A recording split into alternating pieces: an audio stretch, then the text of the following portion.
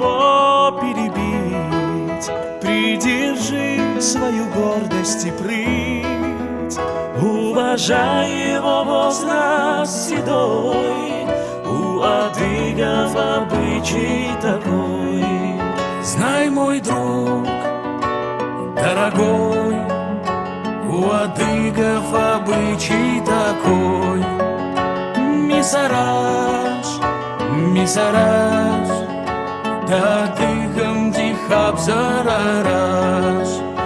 Если гость постучит у двери, гостю сердце свое отвори.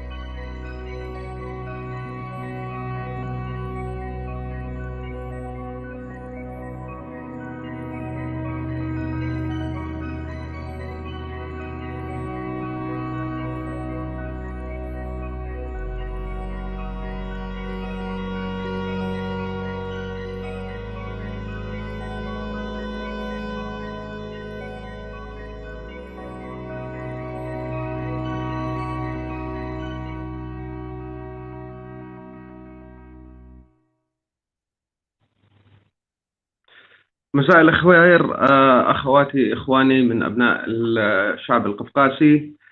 اعذروني، أنا عمري ما قدمت برنامج، فبدكم تتحملوني لأنه ما بعرف. لكن اليوم إحنا بنستضيف السيدة سارة سلاي، وهي مختصة أمريكية في شؤون القفقاز، حاصلة على درجة الماجستير من جامعة كامبريدج بالتاريخ الروسي، مختصة في فترة الحرب الأهلية، وحاصلة على درجة ماجستير ثانية في تاريخ القفقاز في فكرة القفقاز الموحد أثناء الحرب القفقاسية الروسية، وهي مبتعثة الدكتوراه أيضا من جامعة كامبريدج لدراسة تاريخ القفقاز. وهي سياسية نشطة، تدرس الأحوال في القفقاز وتدرس الأيديولوجيات تبعت الشعوب القفقاسية. هذا هو تعريف على السيدة سارة. راح تنضم لنا بأي وقت هلا. هاي الحلقة احنا عملناها معها مشان نتناقش مع بعض عن وضع القضية القفقاسية عموما، والقضية الشركسية خصوصا في ظل الأزمة الأوكرانية. Hello, Mrs. Sarah, how are you? Hello, how are you?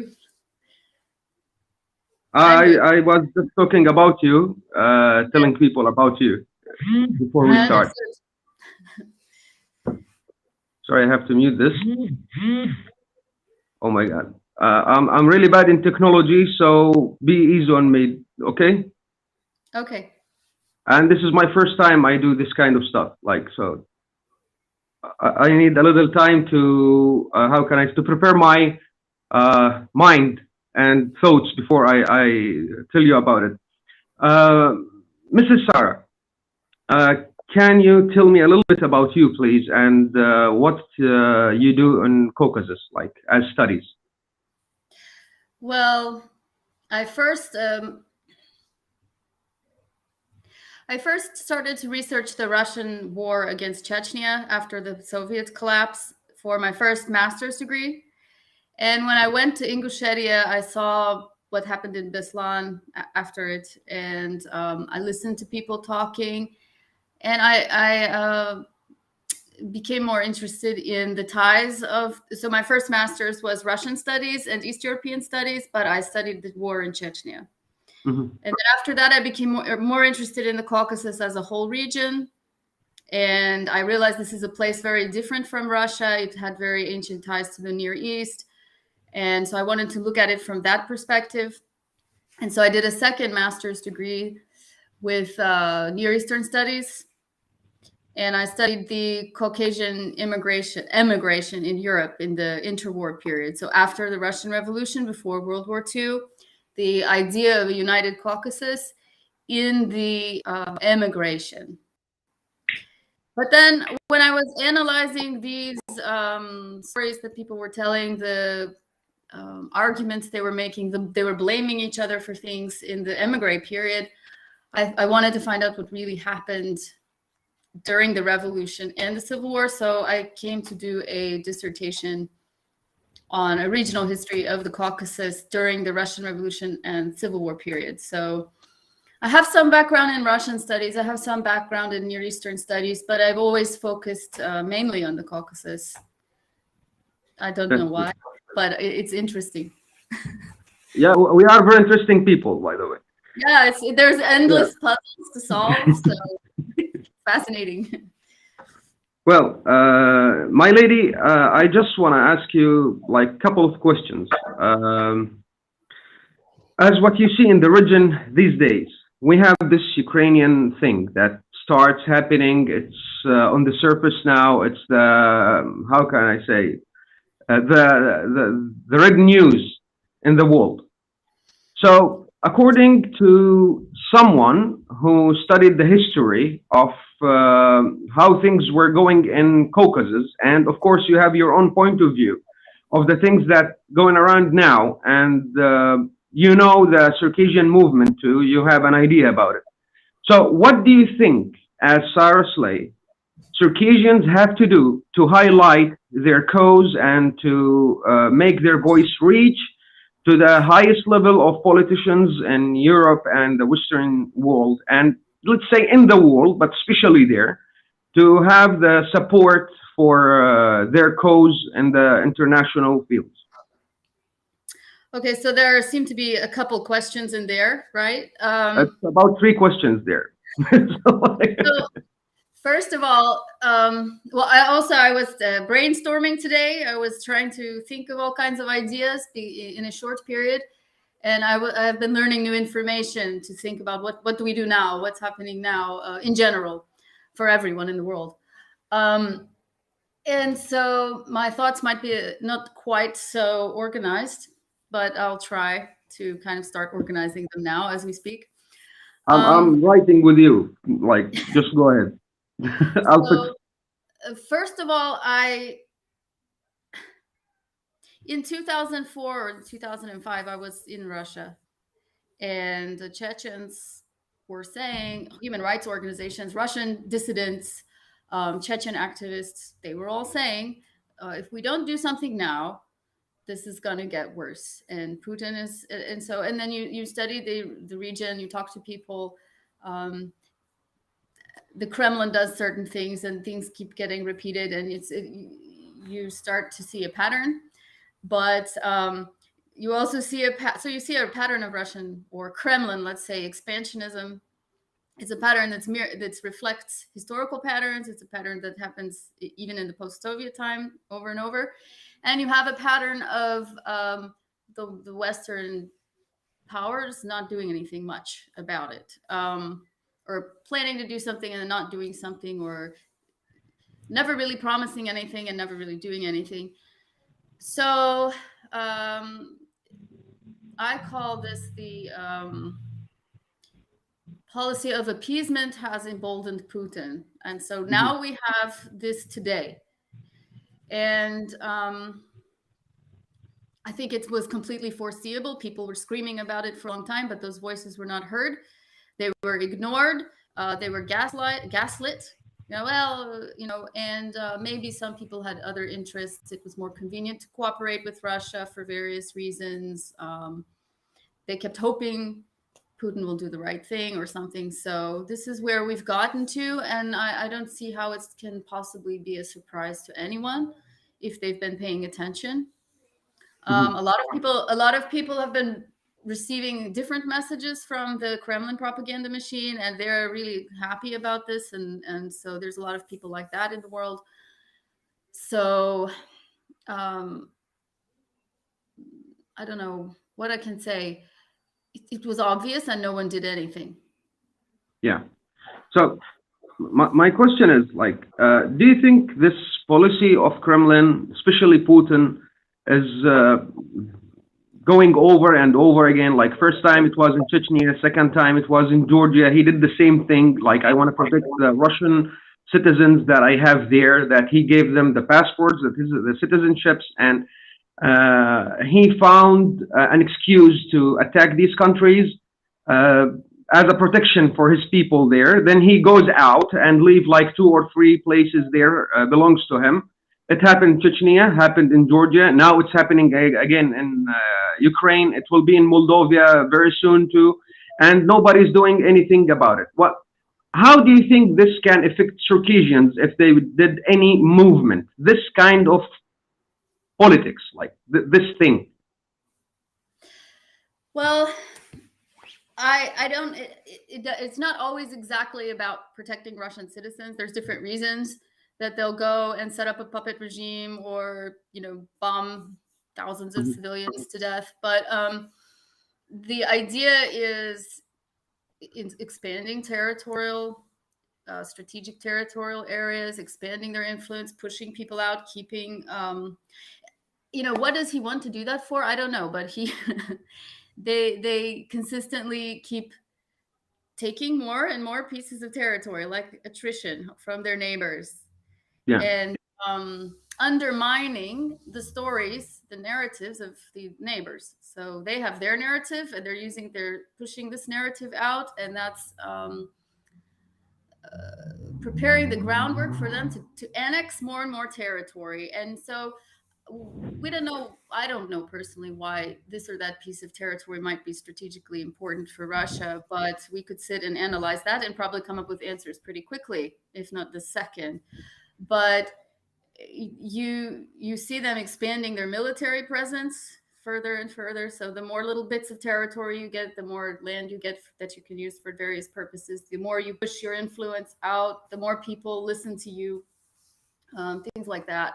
So to me, I see a generally aggressive expansionist power.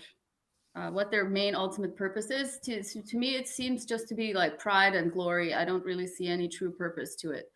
But just an ambition for Putin, not more than that. Well, actually, there's the historical narratives, that the stories they tell themselves about themselves, and so for some, there's all these moments of hurt pride, like the collapse of the Soviet Union and so on. So maybe they're trying to fulfill some historical destiny. Maybe they're just telling people that, and they're making money in some way. I don't know what the reasons are, but what we can see is that they keep taking more and more territory, and the neighboring nations and peoples continue to be punished, to be destroyed, to be attacked, to be violated. Their rights are violated. They're genocided, or partially so. So we could say there's genocidal attacks on peoples and nations. So I was thinking about this narrative of, so actually, how do I frame this? A lot of what Putin got away with has been because of the narrative that the Russians are presenting. Like they're presenting like they're victims of NATO expansion, the collapse of the Soviet, what I hear people telling me around me, like, this is good, Putin should go there. I don't want to see a Ukrainian flag. The West destroyed the Soviet Union, and so Putin is saving us, or I don't know what kind of nonsense they're talking about, right? But this story is being echoed in the West on the far left and on the far right, and among other conspiracy theorists and stuff like that. It has gained a lot of traction around the world. I have people calling me, telling me, texting me all the time with this great information, and it's really frustrating to hear it.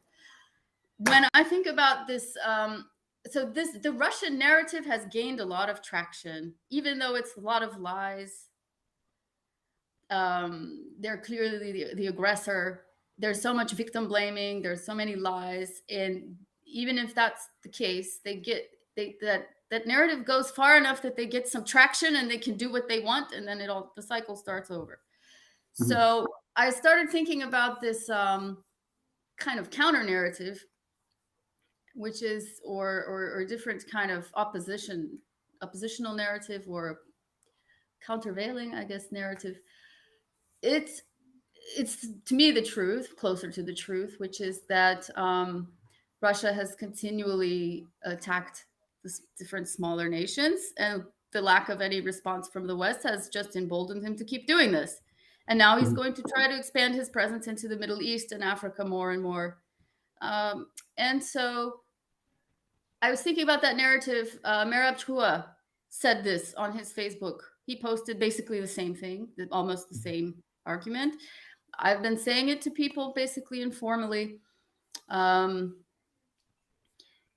kind of looked this up on the internet. I found one article. Someone wrote about it. Let's see, what was her name? There's, she has a well-known name, but I don't know where I wrote her name. Anyway, she wrote basically a very similar, she wrote an article. Tracy German published an article recently, which was, she said basically the same thing. It starts with each of these wars, they learn how to improve their military, but they also learn what the Western response will be. And every time the Western response is kind of nothing or sanctions, and then they practice how to respond to that. And they also see Western hypocrisy, and they're able to leverage that to support their narrative further. But anyway, so she mentions Chechnya, Georgia, Crimea. She mentions everything. And I was, well, she didn't mention the Circassians. So I'm thinking many people around the periphery of Russia, and especially closer to home, in the Caucasus specifically, they've had very similar experiences with Russian aggression. And there's this sort of, let's, for lack of a better word, this counter narrative or this alternative better narrative needs to be strengthened and promoted, but the Circassians could put themselves into it so they can promote this narrative and then put themselves into it. So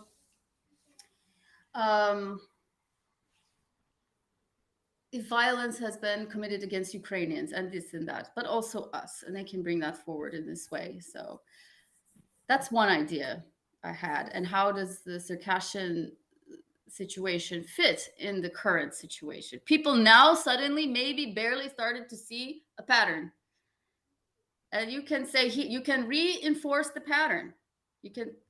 So you're helping combat Russian disinformation generally. You're joining the bigger story. You're reinforcing that pattern. But now you're saying, well, you see what's happened to Ukraine. This happened to us 150 years ago, or whenever.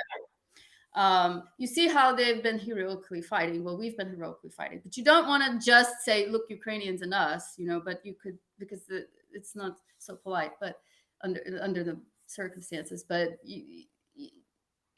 it's different, but it's the same. Like, this is how people are aware of in this moment, and show that it's a very broad pattern.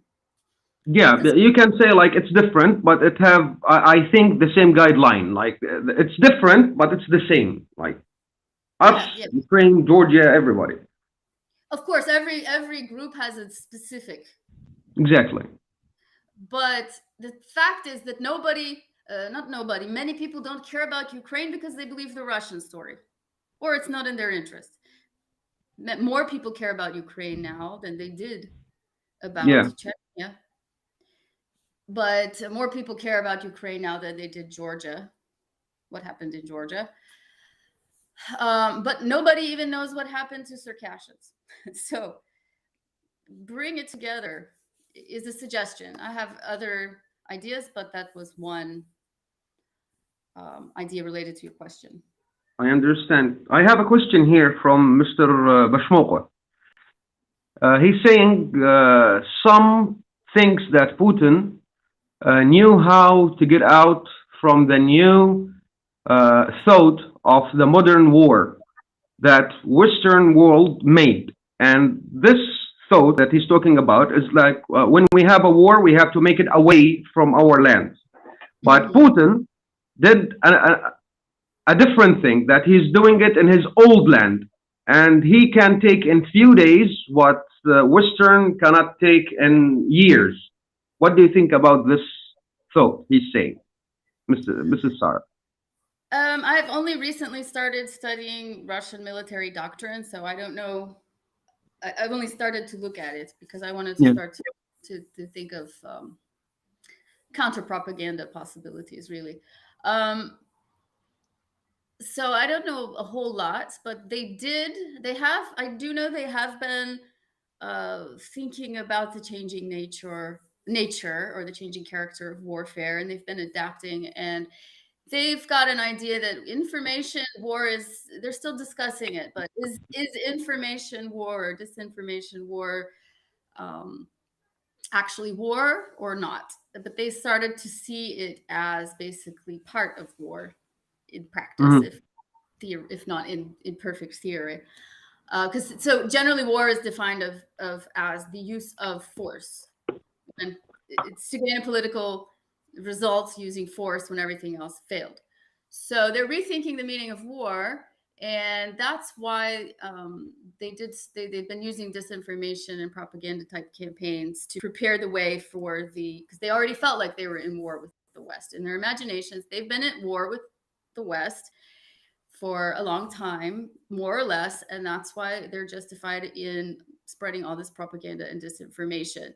Now, to what extent, and I also know that they were planning they know they cannot handle a sustained conflict with a peer rival, with a NATO or a United States. So they try to take as much as possible quickly, so it's a surprise attack, and then no one can react. And they've also authorized the possibility of using nuclear weapons, if someone makes an existential threat to their territory. But what is their territory? Is that is that Abkhazia? Is that Kiev now? So what is an existential threat to the Russian state if you help a guerrilla resistance movement in a periphery area? Is that an existential that they're freedom fighters? Is that existential threat to Russia state? I don't know what they're defining as existential threat. So they have challenged the Western way of war, and I think they've been outwitting us a lot. But they succeeded anyway, this challenge. They're doing... I hope that Ukraine will be as embarrassing to Putin as Chechnya was to Yeltsin, but let's see. But if we think about it, more back to the question, was he taking back territory that was his own? Well, that's in his head. Well, this is what he believes in. This is what he's talking about. But he is not... yeah, I agree with Facebook user. Russia's government acting is affecting all small nations. Those small nations should work together for their freedoms. This is exactly my idea. Actually, my friend, has half Native American. He said, the world is ready for messages about genocide. So please tell your Circassian friends that we're ready to hear it. So get the message out. So I think lots of people in different small nations would be interested in hearing your story. We have to use this. If somebody is ready to talk about our genocide, maybe we as Circassians, we have to use this. We need somebody who talk about it. Absolutely. And there's lots of big ideas I have. I don't know if we'll have time for all of them. We might have to talk about them later, but... You have all the time you want. This question, I hope I'm not missing some part of the question, but he's thinks he's defending his own land or something? I don't know what he's doing, but the Ukrainians should have their right respected to say I'm Russian or part of Russia or not. Mr. Putin does not get to decide this for them, whatever is in his imagination. Well, Mr. Agasha is saying here that the NATO and the Security Council are, how can I say, they showed already how silly they are. And the sarcasm of Ukraine, he called it this way. So don't you think that they have to stop promising people to protect or to help while they cannot even protect themselves? I agree. I mean, he's right. I agree. They should have done something from 20, 25 years ago. but they never. How much did they promise to do something? I'm not so sure. I'd have Well, to no check. promises, of course. They I'd did have to not. They check. they talked a lot, but they said nothing. Like this is what happened. I remember Biden saying recently, I haven't looked so deeply, but he kept saying, and I was like, okay, they're not going to do anything because, well, we're going to defend NATO's defenses. We'll build up NATO's defenses. Ukraine, well, we're going to clap for them with thoughts and prayers. So, will that change? So, right now, nobody wants to do anything. They never did. Yeah. It's like When watching. Biden said we will never be there, already he said it. Like we will never be there. That's it. Yeah, but will Yeah. new politicians come in? Will will public pressure mount? Will anything change? I think it's unlikely, but maybe things could change. We don't know the future. Like Okay. we're only Now, using what is it? The sun rose yesterday, so it will probably rise tomorrow. Inductive reasoning. well, this leads us to this question.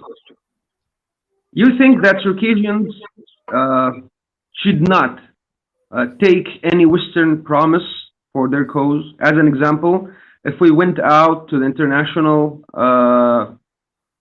organizations like the court, let's say, or the Security Council, or the United Nations, or there, and we got a promise, let's say, from the Western world to protect us, or to defend us, or to support us, do you think that we should not um believe this kind of speech or this kind of promises that they give us? We should not depend on the Western world for this. You should use all possible avenues. You should fight Mhm. in all possible areas, but the attitude should the maybe not attitude, but the perspective should be a little different. You're not going to Mhm. them and asking. You're not going to them and pleading your case and asking for justice. Okay, you're going and getting and creating your own justice, but you're using every possible opportunity. If it works, great. If it doesn't work, you have other plans. Well, the idea I want to get to, like, do you think cooperating with our neighbors, like the guys who are living in our territory, is much better than cooperating with far nations like Western world, as an example? If I have the support from Georgia, from Chechnya, from let's say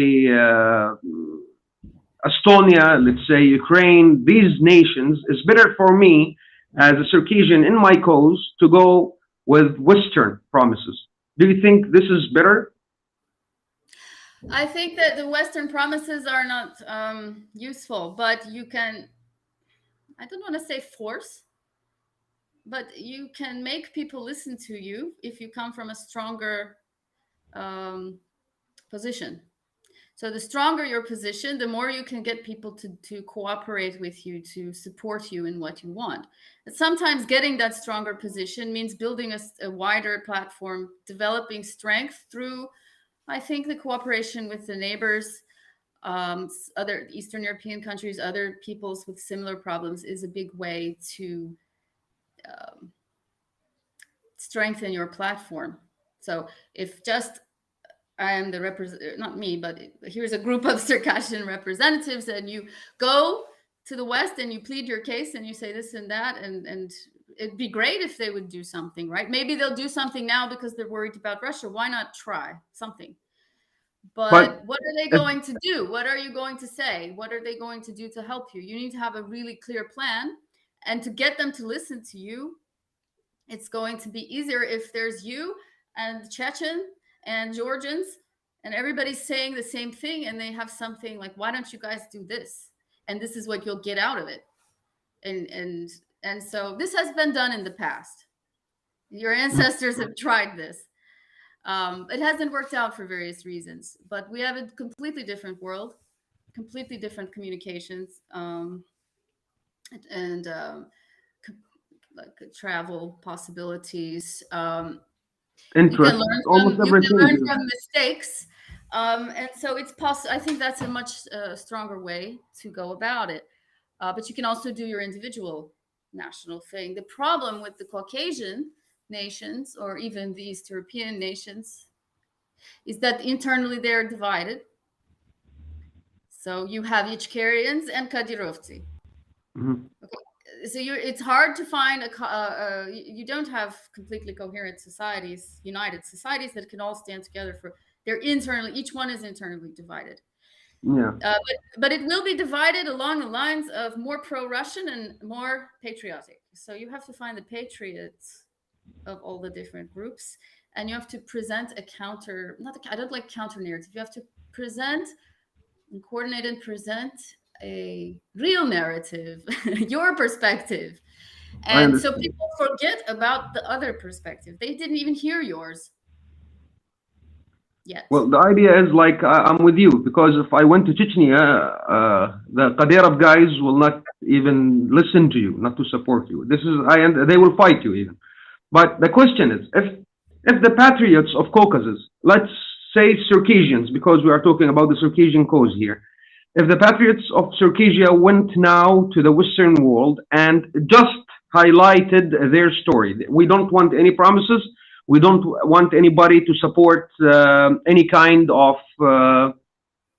physical action that we want to do, like to separate us from Russia or anything. We don't want that. We just want recognition and to highlight our story in the Western world, especially, let's say, America.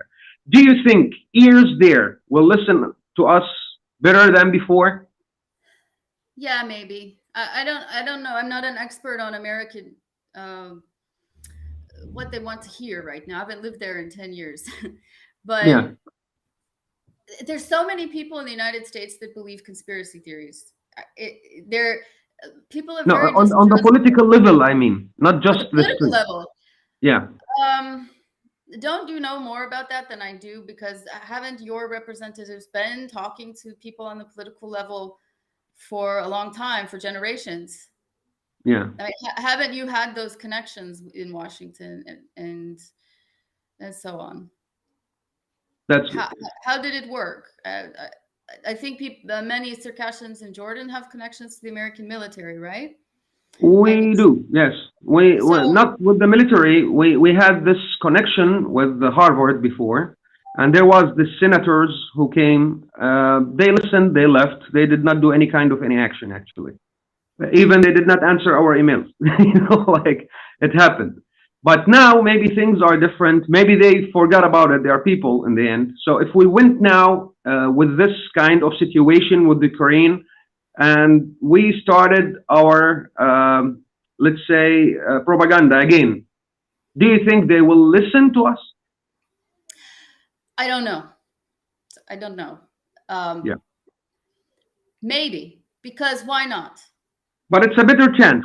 It's a better chance because now they're all in a uproar about. But the problem is, like, what are you going to tell them? Like, what are you going to ask them to do? What can they do? I don't know if they will see what they can do for you. We just want to ask for the recognition of the Circassian genocide. Okay. As an example. I don't really know. But I think my guess here, so you can go to top people and see how they'll react. Top people, leading people, go and see how they react. You might find some people interested, willing. But you might be more willing if that doesn't work, or even if it does work, but you want to put pressure on them, you get the public interested, and then they start complaining to their senators. You get people talking about it throughout the society, and then it kind of bubbles up into the consciousness of these people, and then they'll be a little more receptive to hearing it. But so you have to say they have to think how they can use it to their interest. If there is no interest, of course, nobody will support you. If regular people, we have minorities, we have Native Americans, they'd be interested in hearing some of these things, or they'd be a little more receptive. to a certain extent, but they're so overwhelmed in their own problems too. But they might, well, actually, what I was really thinking about, they talk about force. What is it? The force multiplier. So when you have a certain force, it only goes so far. But you use disinformation and different other tactics to make that force seem to go further.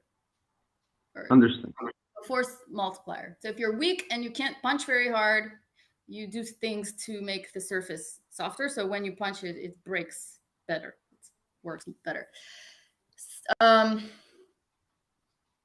I'm thinking about voice multiplier, or how.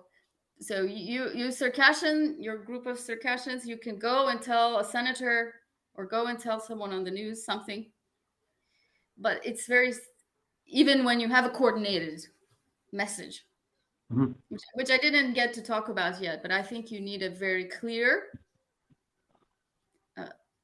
agenda.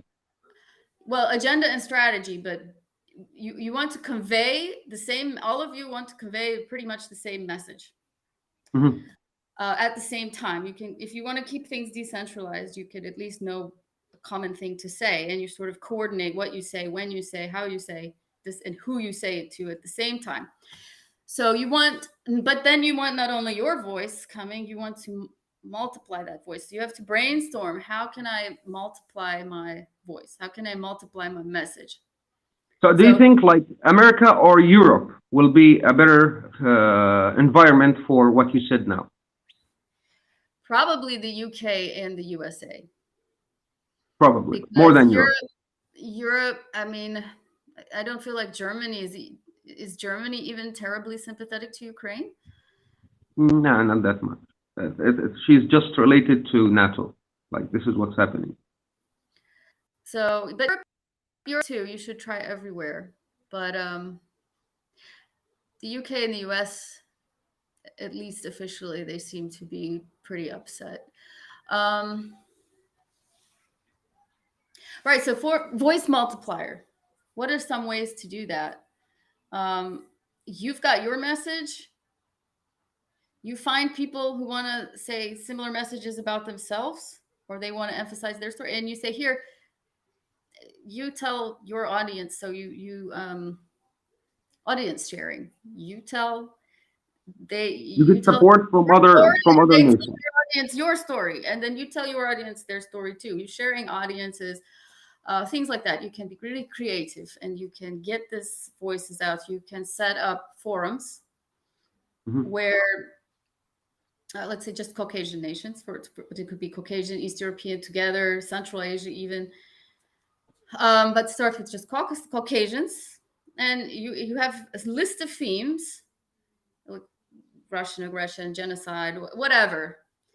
This is what we experienced, and everyone can tell a little. You don't have to talk a long time. Everyone gives a piece of information about this for each theme, so that this is countering the disinformation. So a lot of the reason that nobody gets support is because people are believing the Russian story, or it's not in their interest to challenge Putin. Okay.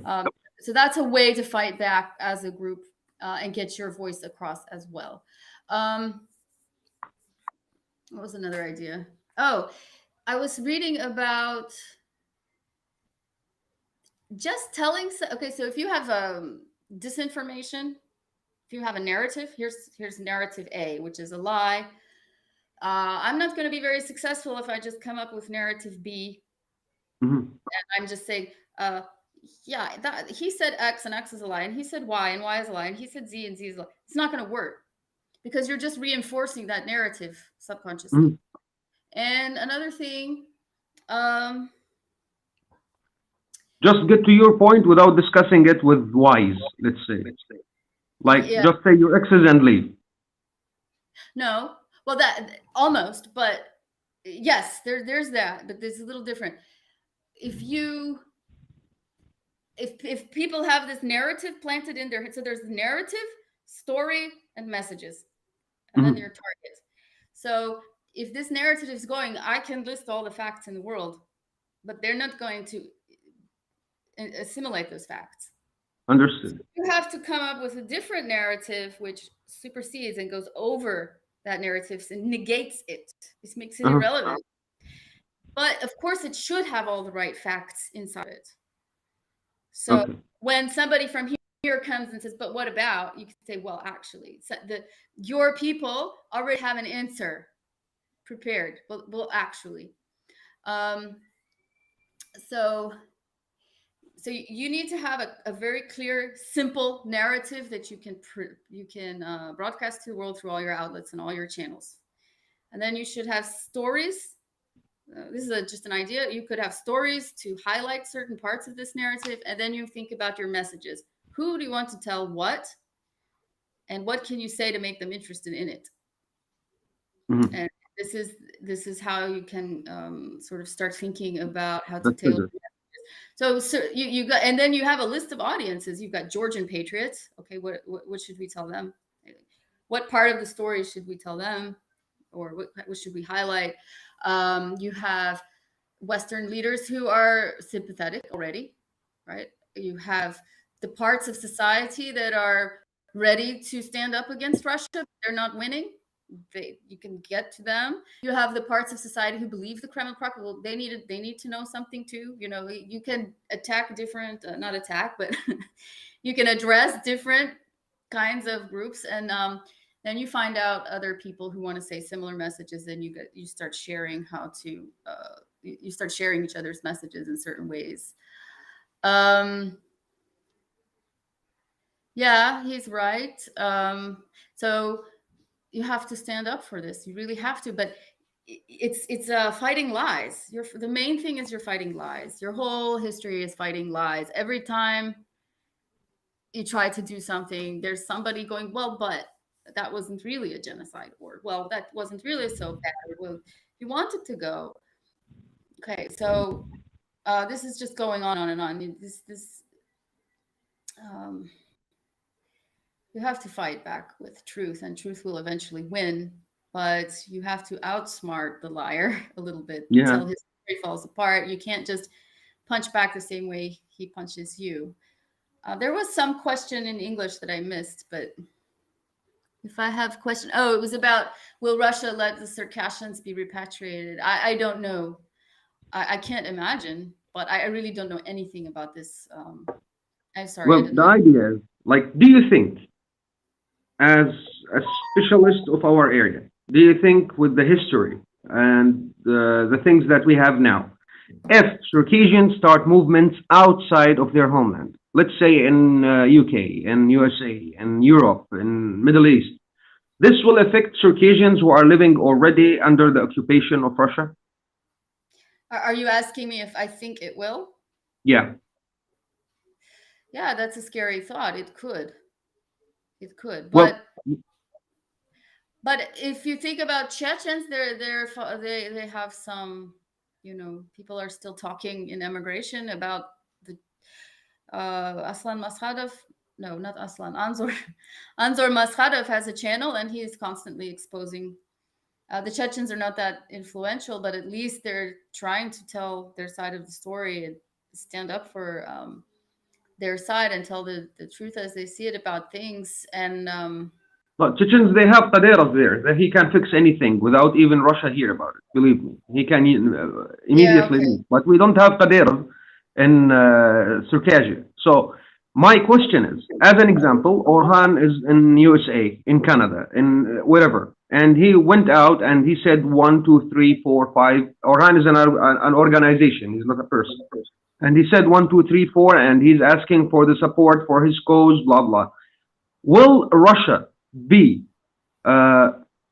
physically threat on the Circassian people who are living under the occupation of Russia? Like, they are occupying us now. So aren't you already under physical threat? We are. But the idea is, like, if we did something outside, do you think things will be worse than now? For the people who are living in the homeland, like living in Circassia, and Russia is there, their forces are there, and people outside, they started moving. So this will affect the people inside our homeland? as you think? I don't know, because you know this situation better than me, because I'm mostly a historian. So I know more about what happened 100 years ago than what's happening now. But so you must make this moral decision yourself. If I do this, and you can also do tests. You can try something and see what happens. You don't have to go completely, 0 to 100. Explosion. Yeah. You can check, and you can do things, but also you can inform the people on the inside to pretend they're very loyal. So I'm very loyal. So do you think they don't get under somehow, do you think somehow, somewhere in your mind, even far away, that Russia can use Circassians as hostages that they have now? I wouldn't put anything past them. As So long they as can. this guy, he is a psychopath or something worse. And if there is anything worse, I don't know.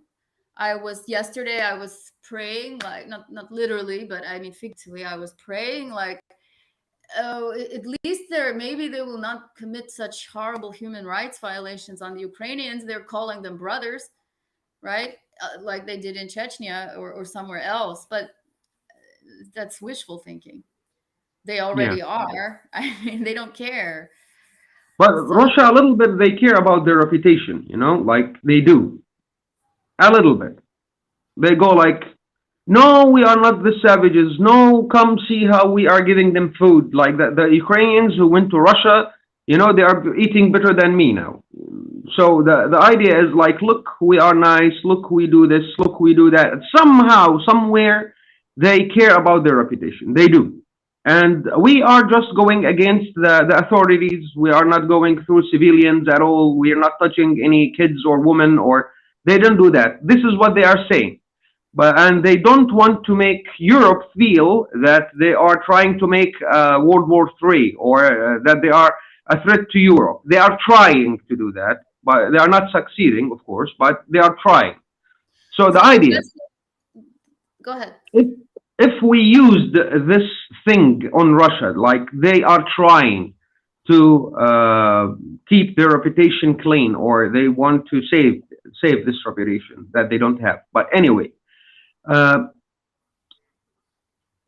do you think even with this, they can use Circassians who are in Circassia as hostages if somebody outside did something? Well, if they're doing like this to Ukraine, where everyone can see, however prettily they're trying to present their petticoats, what do you think about Circassians? Nobody knows about it's very hard to get information from there, isn't it? I mean, to me, it is very hard. You cannot even send a video from there. I don't know really what's going on. Me as an American has no idea what's happening in there. I might be able to get some information from Chechnya or Dagestan or Ingushetia, but it's very hard to know from Circassia. So if something were happening, then who would know? Well, do you think do you think that people knows that it's easier in Chechnya and Dagestan and everywhere more than having anything from Circassia? Like, no, don't you see that people, I cannot get information of what's happening in Circassia, but easily I can do this from Chechnya, from Dagestan, from Ossetia, from Abkhazia.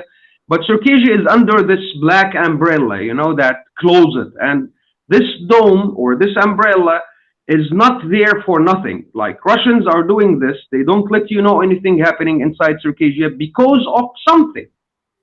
And the problem is like nobody is seeing this black dome there. Like they don't see it. So they don't, and they are not interested of it, No, so if something did happen, you would be finding out, Exactly. So if Russia went through ethnically, went through Circassians and started to harm them in any way, physical, political, economical, it doesn't matter. They tried to harm them. I think people will know about it. They are Russian citizens in the end. So why Russia are attacking their own citizens, doing a genocide? Don't you think Russia will think about this? No, They will not. I don't see any real morality there. I understand you. Well, we don't need to, like we do. I mean, they might be able to put up a Potemkin village. They see, you know, they might care about. No, that's not true. But I mean, sure, but it doesn't stop them, does it? So we cannot trust Western, and we cannot trust Russians. So your point is, if I understand, like if we do something, if we start being loud, if we start amplifying our voice for some reason, you know, to make a point,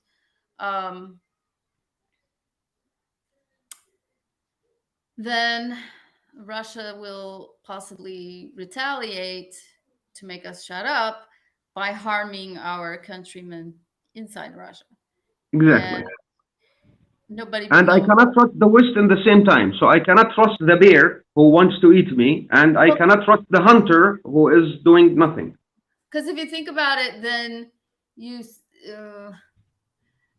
even if it was known what Russia was doing, is the West mobilizing to save Ukraine? So why did it mobilize to save Chechnya? So some human rights abuses and some economic pressure. You think they're going to mobilize for that? So even they will do nothing. Even if you did know, and especially when people start to get worried and say, "Hey, we're very worried about these widespread human rights abuses," and Russia just says, "Oh no, that's not true." Like you were talking about, no, we do these nice things. Everybody's happy, and so they're like, "Okay, well, everything's fine because now I don't have to deal with it, right? Now I can continue." You know. Now, did it change with Ukraine at this moment? Did it change? Did people now suddenly start getting a different perspective? Yeah, I think people started to get a little bit different perspective. They started to open their eyes a little bit, but I don't know if they're going to do anything about it. We have to watch and see. But you can organize, you can start getting your message across, and you can start pushing them to do something about it. And if you do this collectively, you might be able to push them more than if you sit and wait. And then if they still don't do anything, at least you're getting experience, you're moving forward, you're growing, you're not being passive. Maybe you can accomplish something, make some progress, some gains. So we can highlight our story, but we cannot take any actions for this moment. Like we can use this just to highlight our story, but not to ask for anything. So things will be a little bit, how can I say, safe. Yeah, that seems reasonable. But right now you want to really push back on the Russian narrative, I think. Because if you say, hey, we're Circassians and we've had terrible tragedies and lots of injustice and we would like our international rights respected, that's great. That's fine. But what can anyone do about it at the moment? They're not helping anyone with anyone's international legal rights. And so I don't know if that's the best strategy, because you've been talking about that for a long time, right? Yeah. Maybe be creative and come with a different angle and start finding a way to put pressure on them to actually do stuff. Actually, with my own eyes, I saw how Russians are respecting the human rights and the freedom of speech. You know, I was there for 2 years, so I exactly know what they are doing. So the idea is, as you and I recommended, we can just highlight without taking any other actions for now. Yeah, and so we can use, and don't get me wrong with the word use, we can use the Ukrainian situation as a higher step to let people know about the Circassian cause and the Circassian history and our story. Absolutely. But not go through any demands like we want this, we want that. No, we will not go there. Yeah, I think that makes sense. But in that process, you can eventually find out what you might want people to do and what you can do.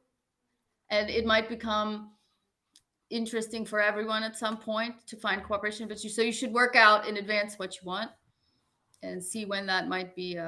If the time ever arises where people can do things for you, you're ready. I understand.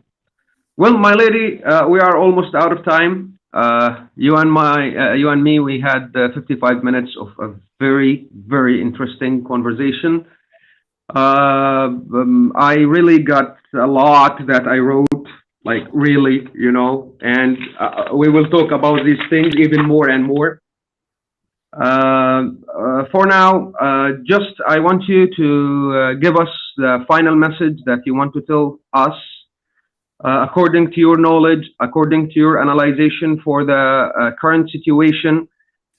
So just tell us, as an American specialist of our situation, what do you think the better thing that we can do here and we can do outside for our cause as Caucasians at this point, and consider it our finishing message for our episode?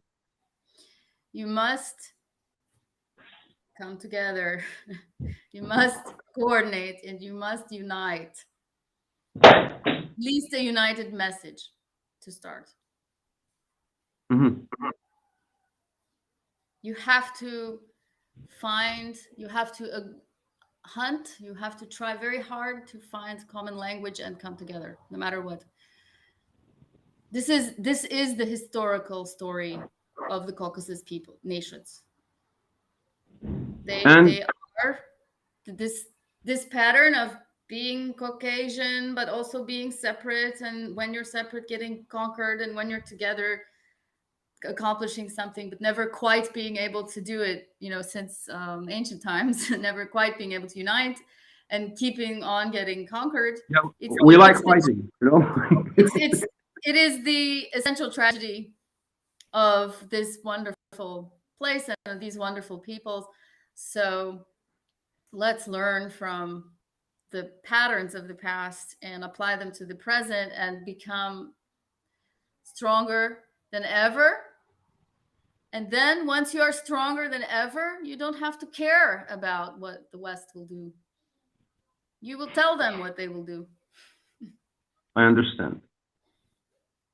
Well, thank you very much for your time. That was very interesting. And actually, you gave me a lot of ideas that we will talk about in the future.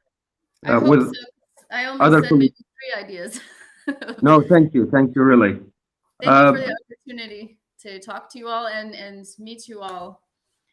Thank you. Really. I had a great honor to be here with you. Thank you. The honor is for us.